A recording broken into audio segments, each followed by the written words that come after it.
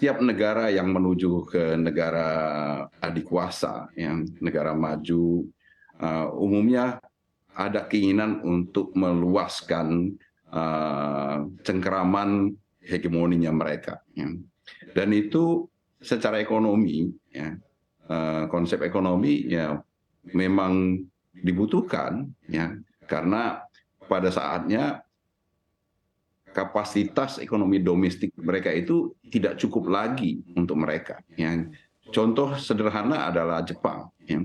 Jepang saat ini itu tidak punya tempat lagi untuk melakukan investasi di dalam negeri. Mereka harus investasi di luar negeri. Ya, karena kapasitas dari ekonomi domestiknya sudah tidak mampu lagi menampung semua kemampuan investasi yang bisa dilakukan oleh Jepang. Ya. Dan oleh karena itu sejak tahun 80-an, 90-an, Jepang itu melakukan investasi di luar negeri. Ya. Dan kita tahu juga ya Jepang menguasai banyak sektor di Amerika Latin atau juga di Afrika, ya, terutama di Amerika Latin. Nah ini Cina demikian juga. Ya.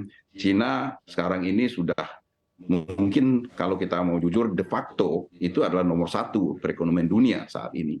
Jadi mereka juga harus mempersiapkan untuk bisa ya, melakukan investasi itu tidak nanti tapi mulai dari sekarang, mulai tahun 2013 sudah melakukan rancangan investasi mereka itu untuk menguasai banyak negara, ya, menguasai sektor-sektor ekonomi di banyak negara, khususnya di sektor-sektor infrastruktur, energi, transportasi, yang akan memudahkan jalur distribusi dari barang-barang produksinya mereka. Ya. Jadi mereka bisa menguasai dari hulu ke hilir. Ya. Dan itu sah-sah saja bagi sebuah negara yang memang memikirkan untuk bagaimana memaksimalkan untuk kesejahteraan mereka. Ya. Dan apa yang dilakukan oleh China dengan BRI ini, Belt and Road Initiative ini, sebenarnya seharusnya bisa menjadi sesuatu yang saling melengkapi bagi negara yang berkembang. Karena kebutuhan dari negara berkembang adalah investasi. Ya, modal untuk melakukan investasi, terutama untuk membangun sarana prasarana yang terkait dengan transportasi, ya, energi dan sebagainya. Jadi ini bisa menjadi sesuatu yang saling melengkapi. Tetapi seringkali yang terjadi adalah negara yang menjadi tujuan investasinya Cina di dalam inisiatif Belt and Road ini tidak mampu untuk mengelolanya dengan baik sehingga memunculkan permasalahan utang tadi. Baik, berarti itu dari sudut pandang China sah-sah saja. Dan apalagi tadi juga Anda menyebut beberapa kata seperti hegemoni dan lain-lain. Nah, sekarang kita mungkin akan mengevaluasi seperti apa dampak dari Belt and Road Initiative ini terhadap negara kita, Indonesia. Apakah sebenarnya kucuran investasi yang memang dikemukakan oleh China ini memang berdampak signifikan, Pak, bagi pembangunan ekonomi dan menjadi katalis tersendiri untuk negara kita?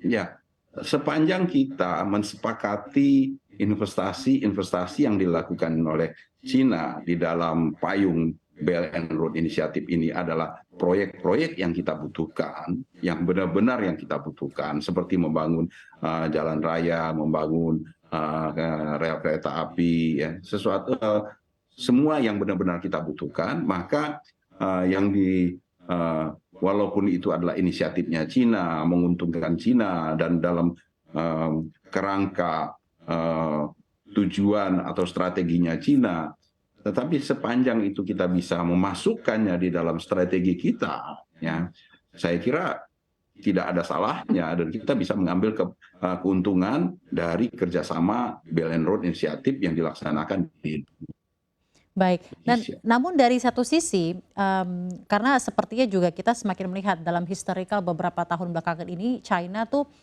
minat investasinya begitu getol dan semakin getol ke Indonesia. Nah, apakah tingginya investasi China di Indonesia juga akan membuat sedikit sentimen terhadap investor dari negara lain dan tentunya menjadi agak sedikit setback gitu untuk investasi di negara kita. Notabene quote unquote menjadi cemburu gitu Pak Peter, bagaimana? Ya, kecemburuan itu sah-sah saja, wajar ya. Kalau pemerintah Indonesia juga memang tidak memberikan equal treatment, ya, sepanjang kita memberikan equal treatment, ya, dalam artian regulasi, ya, ketentuan itu kita lakukan secara equal kepada semua mitra investasi kita, ya sebenarnya nggak perlu ada kecemburuan, ya. Yang perlu dicatat adalah memang Cina itu memiliki keunggulan dibandingkan negara-negara lain. Karena kalau kita kembali ke konsep atau isu terkait dengan yang disebut global imbalances, ya, negara Eropa, negara Barat itu adalah negara-negara defisit, sementara Cina dan negara-negara Asia lainnya adalah negara surplus. Mereka yang punya uang, mereka yang punya modal yang saat ini, ya, sehingga sangat wajar kalau kemudian yang lebih agresif melakukan investasi di banyak negara berkembang sekarang ini, yang punya kemampuan untuk melakukan itu adalah Cina, ya, dan juga negara Asia lainnya termasuk Korea Selatan dan Jepang.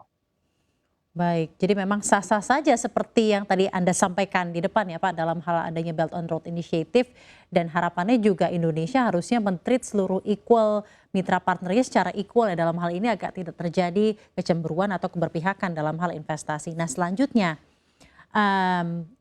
dengan adanya tahun politik di 2024 dan tentunya ada sekali possibility baca pres, baca wapres memiliki kebijakan yang mungkin saja berbeda dengan pemerintahan Bapak Joko Widodo. Bagaimana seharusnya arah kebijakan Indonesia sendiri ini tentang investasi infrastruktur Belt and Road di bawah capres dan juga cawapres berikutnya, Pak Peter?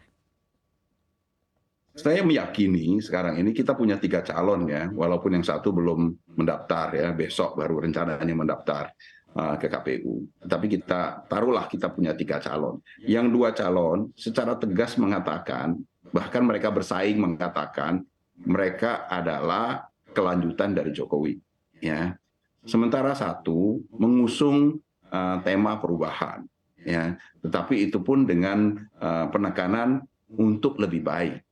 Jadi apa yang disampaikan, ya, kalau dari ketiga calon presiden, kalau menurut saya tidak ada yang sudah menyatakan secara hitam putih, ya, mereka akan menghentikan program-programnya Pak Jokowi. Tidak ada satupun yang mengatakan seperti itu. Tetapi hanya ada satu capres yang mengatakan mereka akan melakukan perubahan untuk lebih baik, ya. Ya, dan itu saya kira sah-sah saja, ya. Memang tidak ada satupun program yang sempurna, pasti ada yang perlu diperbaiki. Nah, tetapi penekanan kalau untuk yang 2 capres adalah melanjutkan dengan perbaikan. Saya kira ya dari sini kita bisa meyakini bahwasanya tidak ada sampai saat ini program yang di-state oleh calon presiden yang akan dihentikan ketika mereka akan menjadi pengganti dari Pak Jokowi.